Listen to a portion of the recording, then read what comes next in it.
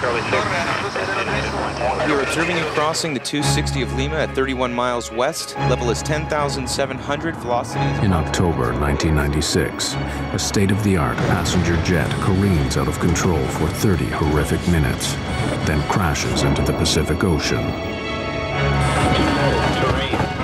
I've got it! I've got it! Climb Aeroperú 603. Listen, turn over!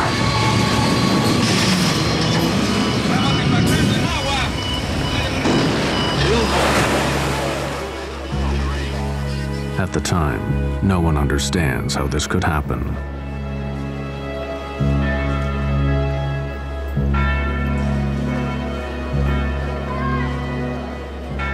The answer to the mystery may be found in the aircraft's black box flight recorder. The story investigators uncover is how a simple human error set off a chain of events that ended in tragedy.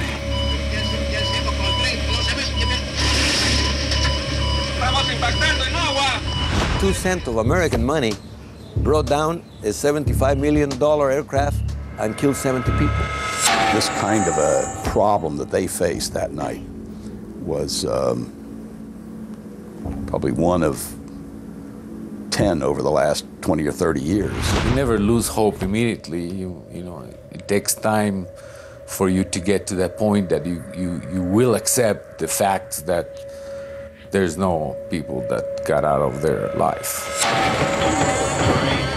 We're gonna turn over!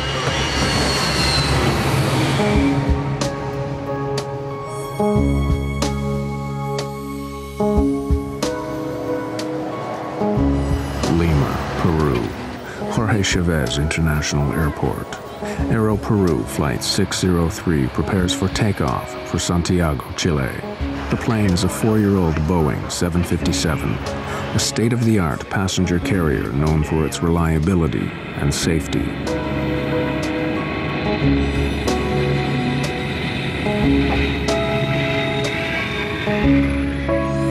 Aeroperú 603 is flown by two of the national airline's best pilots, Captain Eric Schreiber, 58, and First Officer David Fernandez, 42.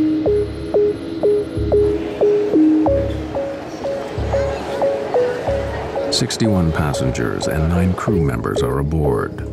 Most are Chileans on their way home. Others are Peruvian, British, Italian, Spanish, one New Zealander, and other Latin Americans. Among them are the brother-in-law and a close friend of Mexican businessman Moniz Albert. Our companies do business in South America. We export. And every so often we will go to see our clients. And on this trip, Kenny and Abraham went to see some clients in Peru and in Chile. I had a very good relationship with both of them. With my brother-in-law, of course, we were like brothers. I love the guy. He married my only sister. So we had a great relationship.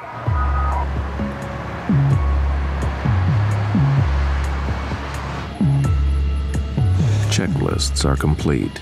First Officer Fernandez hails the tower.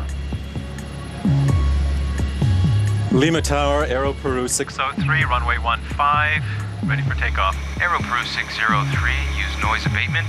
Wind calm, ready for takeoff on runway 15. 1515, transponder. Flaps 15, takeoff briefing complete. The captain makes a joke about their precision. See how accurate we are? Not even a Swiss. Rolling.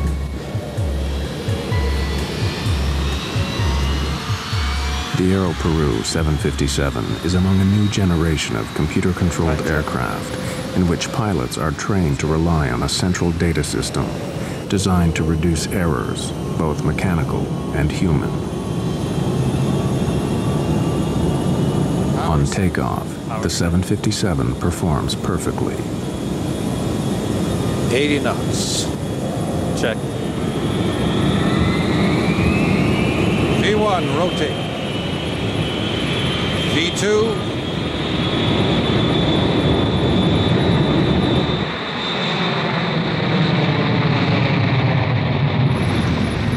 Gear up.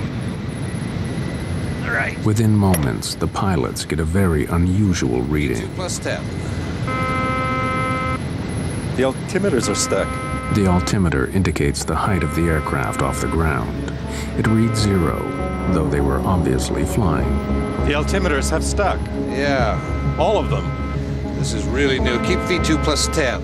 The 757 is equipped with 3 altimeters, 1 for pilot, 1 for co-pilot, 1 backup. All 3 are dead. Then they lose another crucial instrument, the airspeed indicator.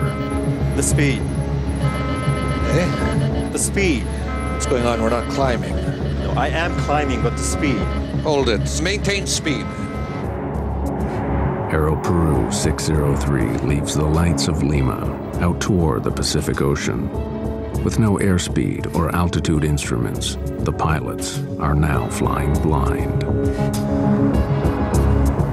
The air traffic controller in Lima maintains contact with the plane, noting its altitude and course. He does not hear when the pilots get a new, minor warning that they must adjust the rudder which steers the aircraft left and right. 603. We are descending. Rudder ratio. That's strange. Turn to the right. Alan McLeod is a veteran Air Canada pilot. They got a rudder ratio warning, which consists of an amber light that would come flashing on there with a little beeping horn and a message on this engine crew alerting system saying rudder ratio. That's just a system that reduces the amount of rudder the airplane has that can be used as the airplane accelerates and goes faster and faster. Because it was sensing wrong or improper information, it sensed a fault, so it gave a warning to the crew. The erratic warnings are being generated by the plane's central computer, but the pilots cannot understand why. Then, the dead altimeters spring to life. Climb, climb, climb, climb. I am. Climb. You're going down, David. I am up, but the speed. Yeah, but it's stuck. Mach trim, rudder ratio. Climb, climb, climb, climb, climb. Set heading 100. Well, now you're... It's okay on this heading. Set the climb thrust. Center autopilot in command. Suddenly, altitude readings return to normal, but each passing moment takes them further into the dark night.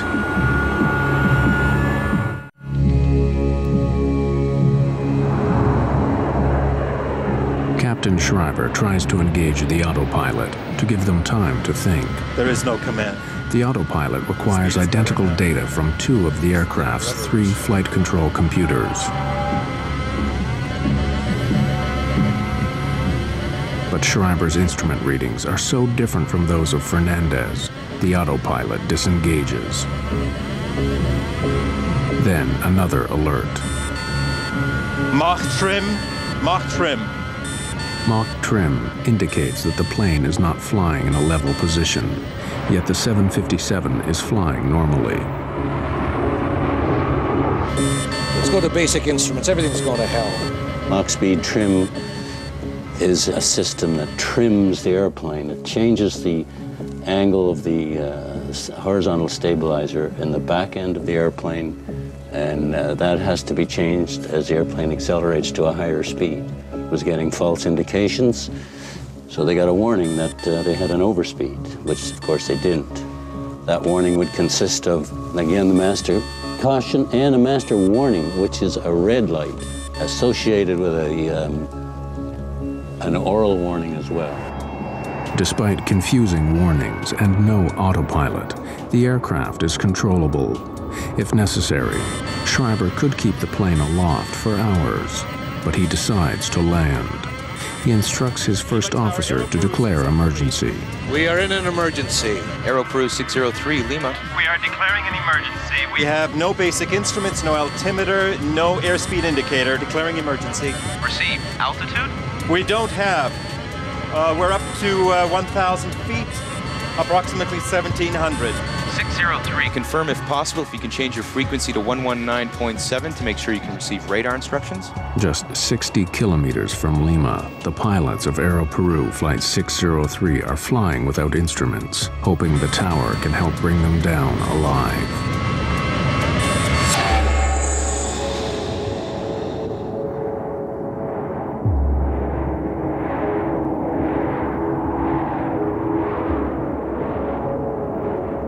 Lima, 603.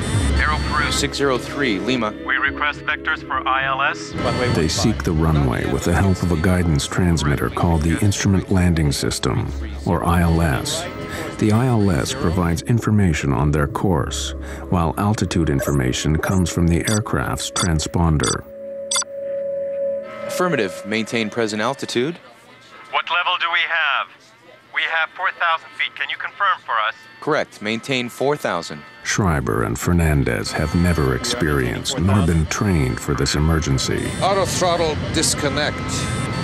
Really, we don't have any control. We don't have any control, not even the basics. Let's see. Check everything. The airplane was controllable, but you first have to diagnose what's wrong.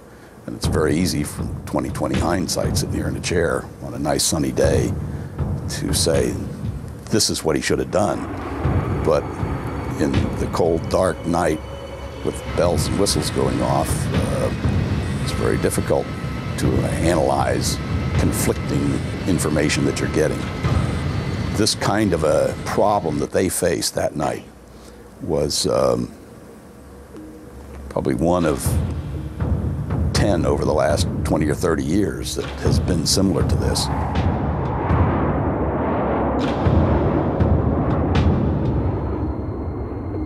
Over the dark Pacific Ocean, the pilots cannot determine altitude nor speed by sight.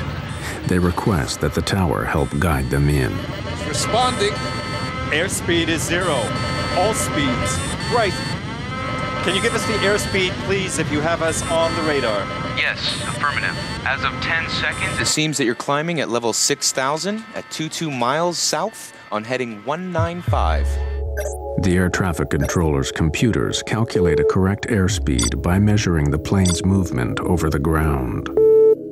Okay, we have that. We are on heading 190, and we have 7,000 feet on the altimeter. Yes, correct. You're now reaching 7,000.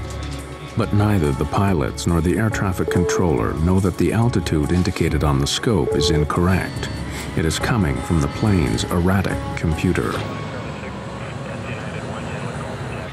The traffic controller would try to help the pilot, but he was receiving the wrong information on altitude. He was receiving a wrong indication from the captain's altimeter.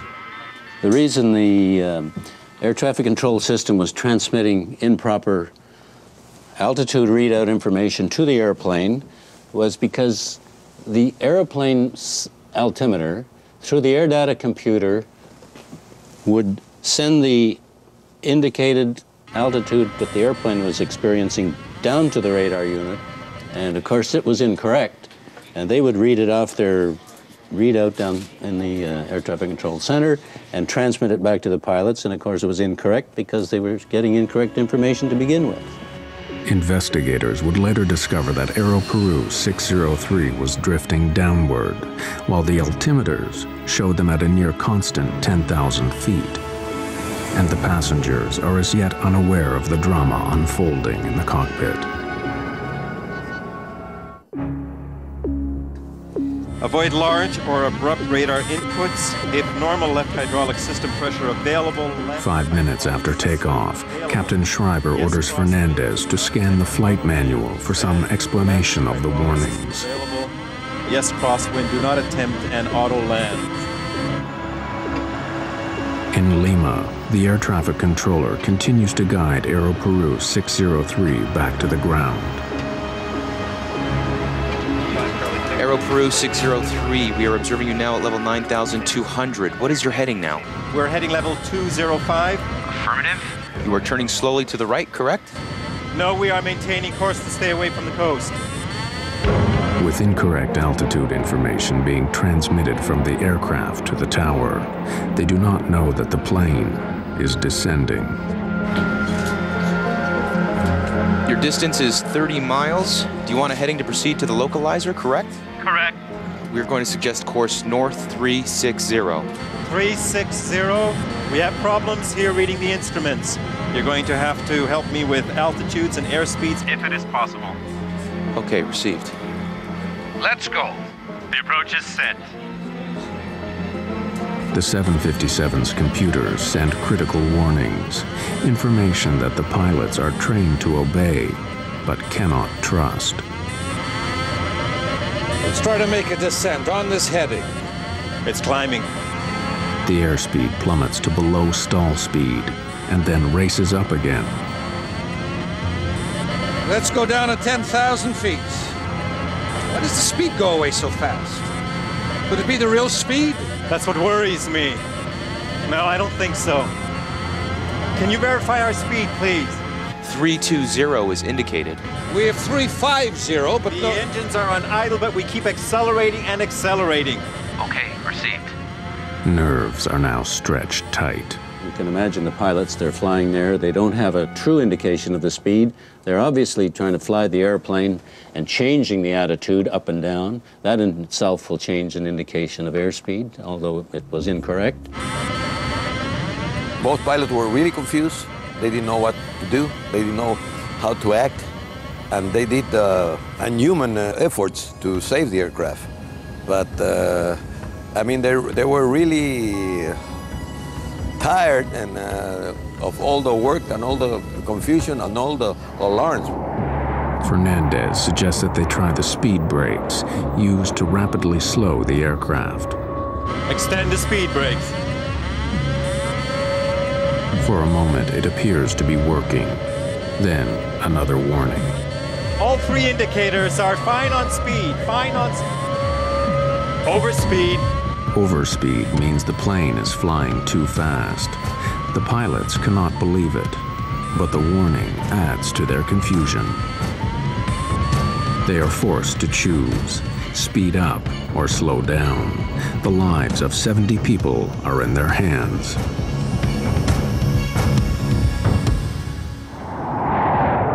"15 minutes have passed since takeoff. Then the computerized brain of Aeroperú Flight 603 sends another burst of contradictory warnings. Rudder ratio. can't be. Nothing's disconnecting. All engine instruments are okay.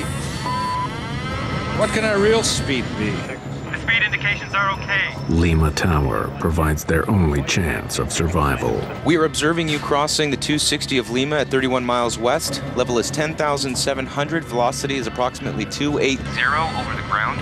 Perfect. The controller's altitude reading is incorrect. Junk information being generated by the 757's computers and radioed to the tower. Overspeed. The brakes are on, but now another overspeed warning. Then the stall warning sounds. Let's descend. Can't be overspeed. We're still flying.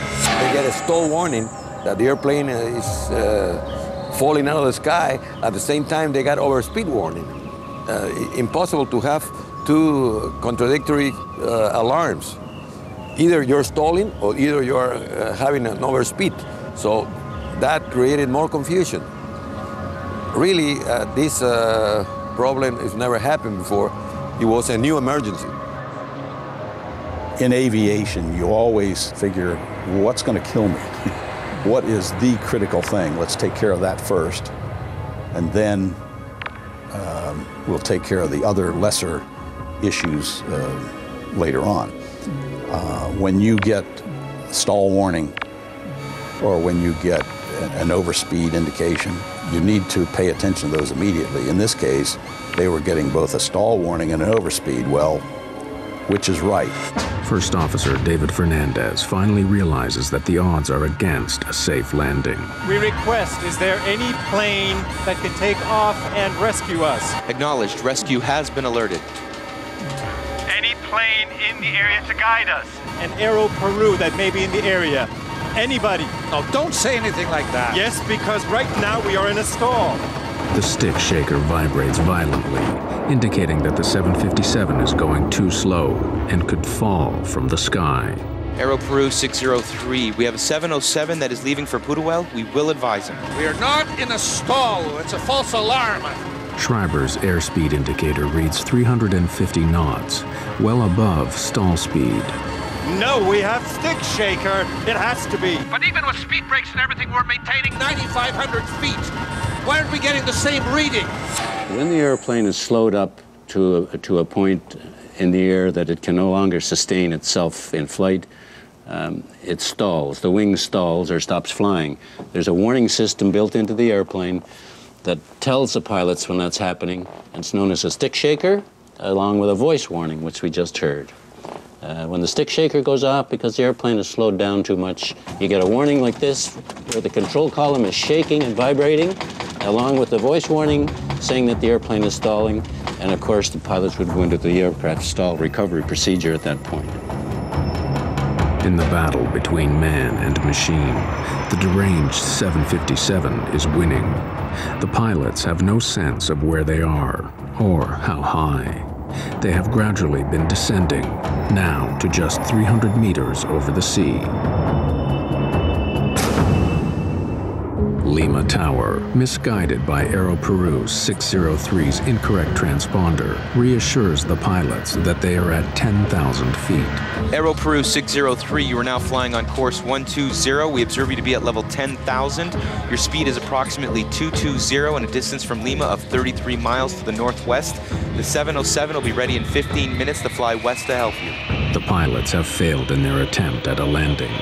The best hope now is that another aircraft can get airborne and guide the 757 back to the airport. To have another aircraft come alongside and formate, or you formate on it, would have been one way of recovering from this abnormal situation. However, we must remember that the flight was at night and darkness. The pilots may or may not have had any formation flying training, but that would have been one way to resolve the problem quite well, actually.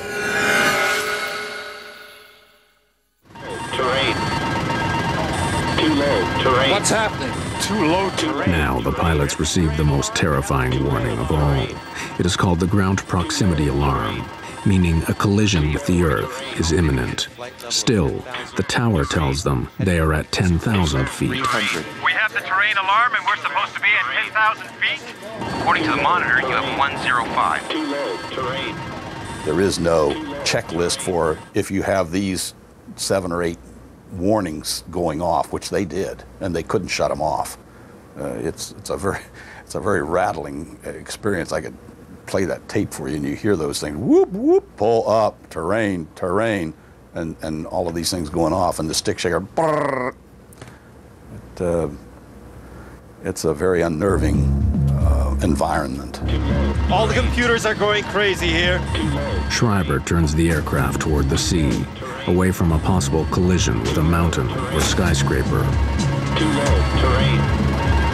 Too low. Terrain. Despite the erroneous warnings, the terrain alarm is correct. There's a system on board the aircraft, the ground proximity warning system, and it senses a rate of descent in the airplane. The irony of the situation was they were getting warnings from that saying too low, terrain, terrain, too low. That probably, in all probability, was a true warning. But because they'd been subjected to so many warnings and ongoing false warnings, and horns, bells, and whistles, that they didn't really, I don't think, react to that too seriously.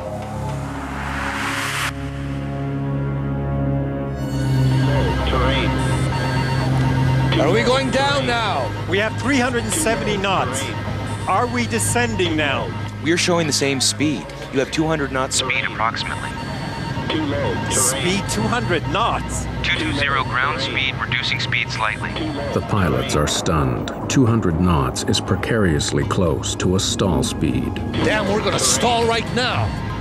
Too low. Terrain. Let's go up. Let's see. Let's go up here. 2 Peruvian men grapple with a deadly situation. A computer that warns them of flying too fast, too slow, and too low all at once.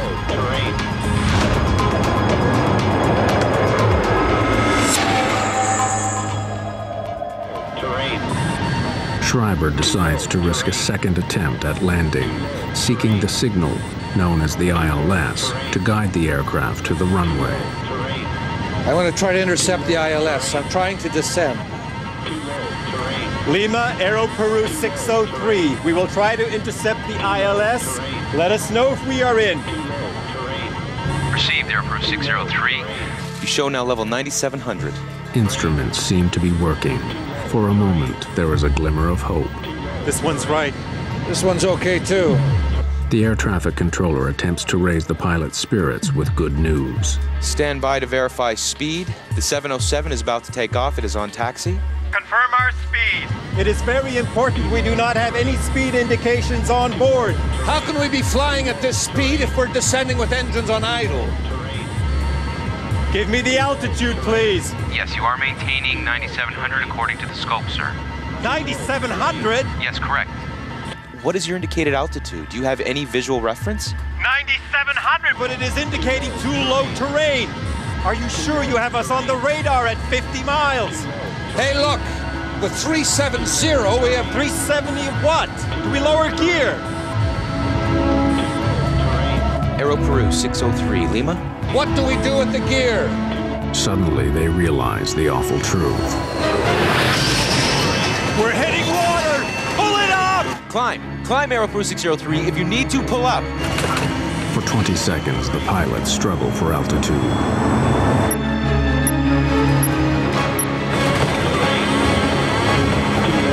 I've got it! I've got it! We're gonna turn over!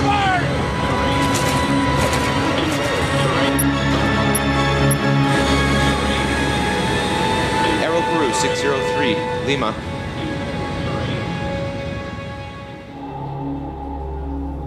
Aeroperú 603, Lima.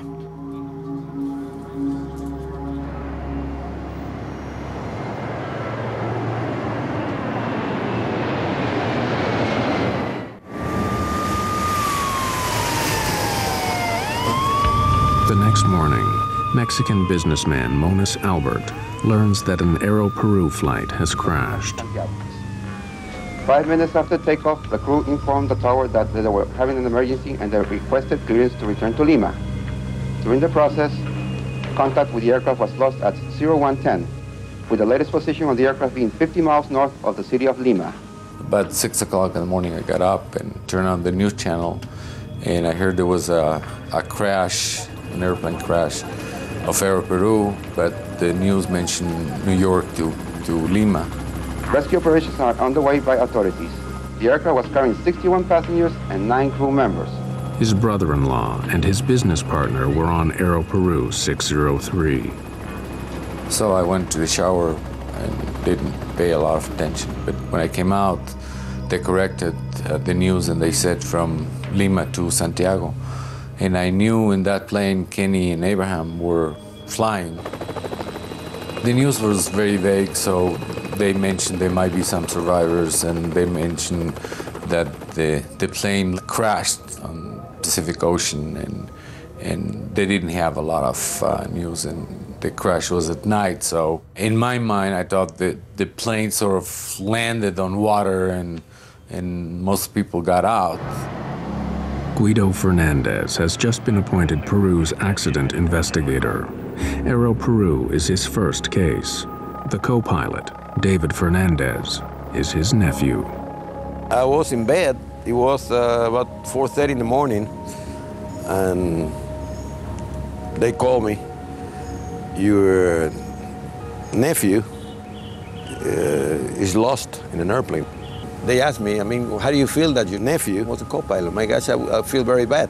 But I'm a professional. I have to do a job. I have to comply and complete my duty. So that's what I did. Fernandez rushes to the crash site in a Navy helicopter. It is clear there are no survivors. 9 bodies are floating in the debris. The rest sank with the 757. Sí, afirmativo, tercera que está a 42 millas, volando con rumbo hacia el oeste, rumbo Fernandez puts thoughts of his nephew out of his mind. His job is to retrieve the aircraft's flight data and voice recorders to determine what happened. He needs help.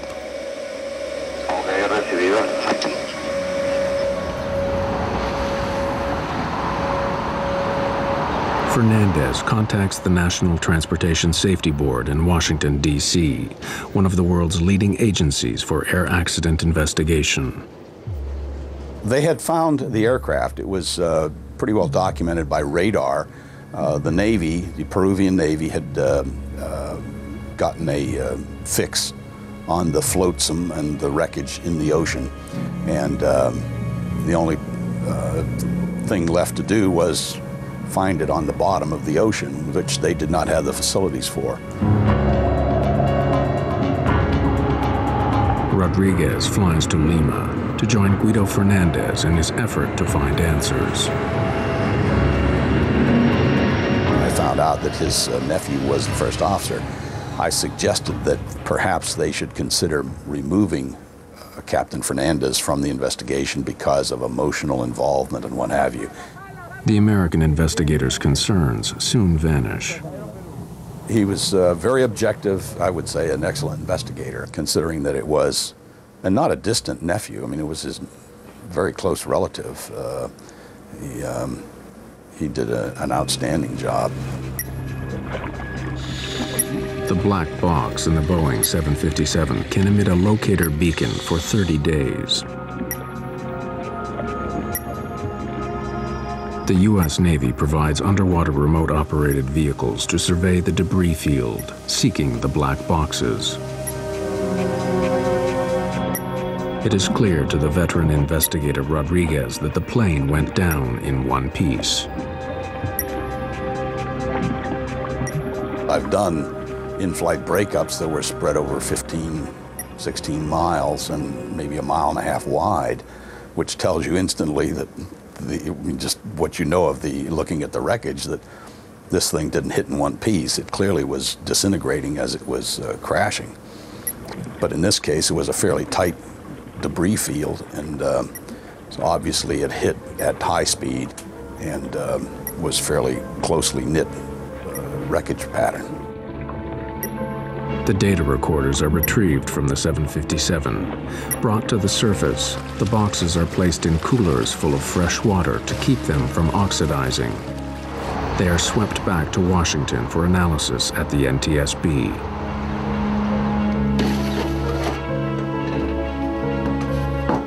The cockpit voice recorder might offer the evidence investigators seek.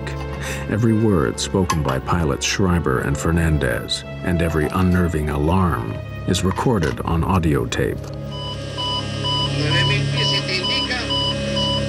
The recorded voices are faint, sometimes hard to make out, but the chaos in the cockpit rings through with chilling clarity. Too low terrain. Too low terrain. Too low terrain.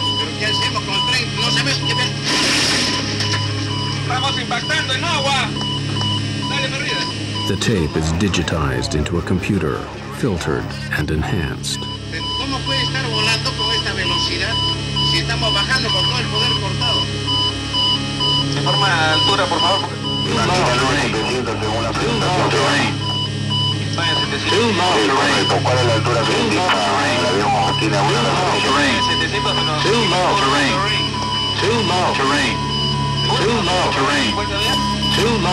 It was clear to us that they were really experiencing a problem with airspeed and altitude, and the airspeed and altitude indications in the aircraft are strictly a function of what we call the pitot-static system.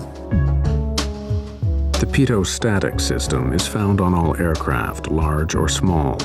External ports measure outside air pressure to provide data on altitude and speed. If these ports are obstructed, the plane's computers generate false warnings.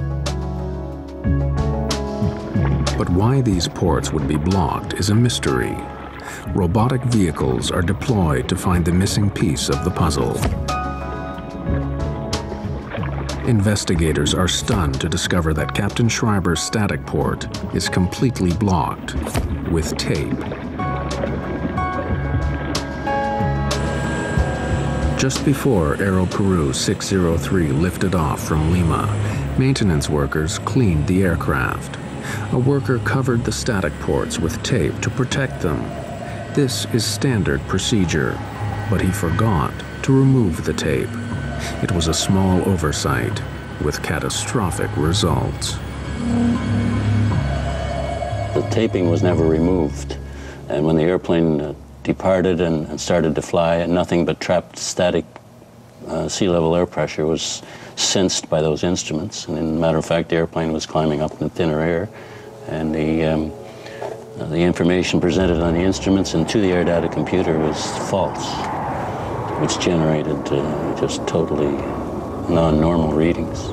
The inspector who was supposed to quality check his work did not do it, and the supervisor out on the line that night was not there. He was sick, and there was a regular mechanic who was filling that role. He did not see it. And the captain or the pilot, in this case the captain, did the pre-flight. They do a walk around looking for just that kind of thing. The captain did the pre-flight that night, and he did not detect it either.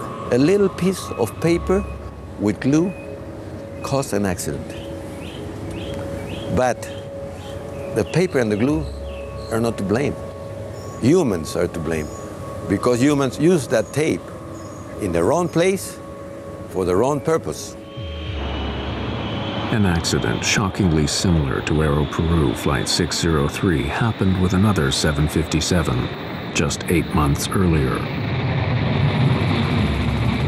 In February 1996, 189 people die when a German charter called Bergen Air crashes after takeoff near Puerto Plata, Dominican Republic. The NTSB assists in the investigation. A survey of the wreckage reveals that one pitot tube, the other critical part of the pitot-static system, is blocked. As with Aeroperú 603, night is the pilot's worst enemy. The Bergen Air pilot flips the plane upside down before crashing into the sea.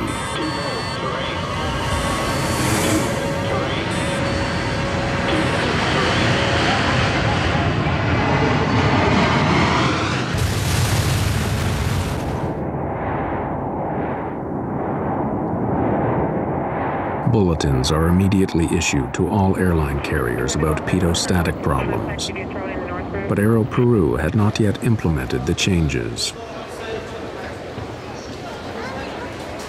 The bulletins and the, let's call it the fruits of the Dominican Republic investigation of Bergen Air had not yet reached Aeroperú at the time this accident occurred.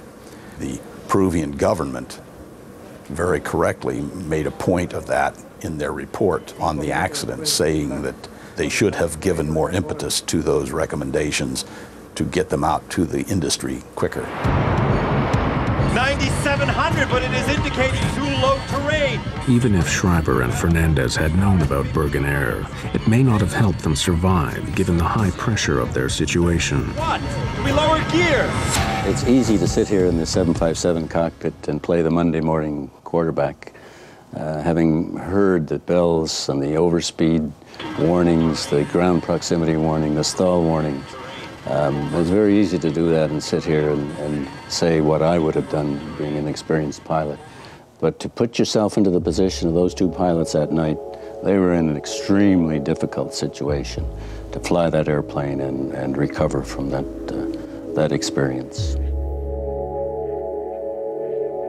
2 weeks after the crash, Moniz Albert joins dozens of grieving families seeking the remains of his brother-in-law and his friend. He finally identifies them in a Lima morgue. I wanted to find them. I really wanted to find them.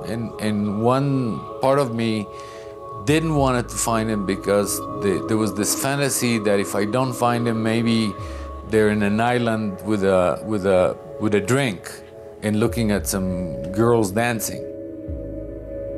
I can close the chapter. I can go and take him and have him buried, and there'll be a place for the family to go and put some flowers once in a while and say, okay, my brother-in-law is here, or my dad is here, or my husband is here. Now that the investigators have their answer to the mysterious loss of Aeroperú 603, the lawsuits begin.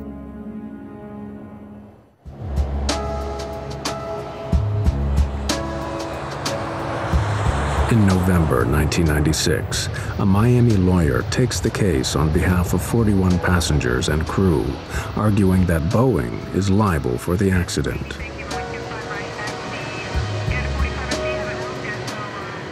Boeing has to foresee the misuse of their product. In other words, a manufacturer of a product is legally liable for the foreseeable misuse of their product if it can be corrected. In other words, Boeing builds the airplane with potential hazard in it. That hazard is that in order to clean the airplane, you have to cover the static port. And if you don't take it off, the airplane can crash. I wanted them back. And since I couldn't get them back, at least I wanted the wives of the victims to get compensated. How much is that worth? I don't know. I didn't know. Abraham had 3 daughters, and now they don't have a father. So what is the compensation? The best compensation, if can be done, is get them back. Give them life back again. But because that is not possible, then the other possibility is to get a monetary compensation. And then you fight for the best compensation you can get. Boeing argues that Aeroperú was at fault, not at 757. An Aeroperú worker forgot to remove tape from over the static port, which is marked with clear warnings. Boeing also blames Captain Eric Schreiber. It was his job to visually inspect the aircraft before taking off. But investigator Richard Rodriguez can understand how Schreiber overlooked the tape on the static port. One of the reasons is it's very high. It's about maybe 15, 17 feet up in the air. And at night with a flashlight, and this happened to be duct tape, which you're not supposed to use. They specify the tape, and it was duct tape, which is silver. So it would not distinguish itself against the background of the fuselage of the aircraft. So basically 3 or 4 people failed to detect the tape on the aircraft prior to departure. As the search for blame continues, the worker who taped the ports is jailed for negligent homicide. Lawyers, you know, sometimes they confuse matters, and they send a guy and ask people questions and ask questions, and the one that stuck the tape was the painter. Was the lowest cultured and the one that knew less about what could happen. And the judge resolved that he was the one responsible, and he was in jail. Schreiber and Fernandez are also scrutinized. Veteran pilot Alan McLeod believes that in their situation, he would not have attempted to land. He would have continued to fly for as long as he could, with the plane angled upward slightly and the speed set just above cruise. Experience has shown that if you don't fly the airplane when you're experiencing an abnormal situation, and they certainly were, you must fly the airplane. Just concentrate on flying the airplane and get the airplane under control, first and foremost.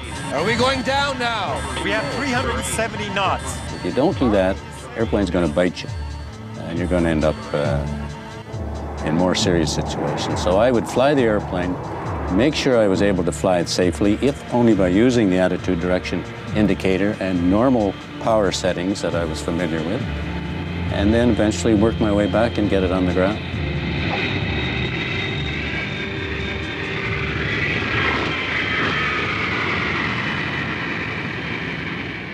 In 1999, Boeing and Aeroperú decide to settle the lawsuits out of court. Families and loved ones receive an exceptional settlement, averaging $1 million US per victim. The damages are high because of the terrible way the victims of Aeroperú died. We were able to show that a lot of the people were alive. In a crash like this, a lot of the people would survive the crash and then died of drowning. There was no question in our minds that the people suffered terrible, terrible terror and pain when this happened to them. They were horrified. They were awake. They knew what happened. The disaster helped sink Aeroperú. Combined with increased competition and rising debt, the national airline goes bankrupt in 1999. Boeing increases training on pitot-static problems and issues new regulations and approved static port covers.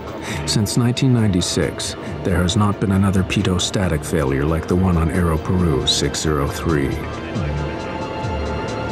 The designers of these products, the manufacturers of the products, know that they have to take safety into account. They have to, of course, they do that because they know it's the right thing to do. But they also know that if they don't do it, there's going to be somebody watching them that's going to investigate it, that's going to find out why it happened, and that they're going to be accountable for what they do wrong. And that if they don't take into consideration safety, they're going to have to pay for it. The case is settled, and the airline industry moves on. Such is the world of commercial aviation. But it is little consolation for those whose lives were scarred forever by an insignificant piece of tape. They suddenly say that guy doesn't exist anymore. It's very hard to swallow that. It's very hard to understand. And it took me a long time to accept it. So the memory is still there, and it will be there for a long time. I'm not gonna let go. I don't wanna let go.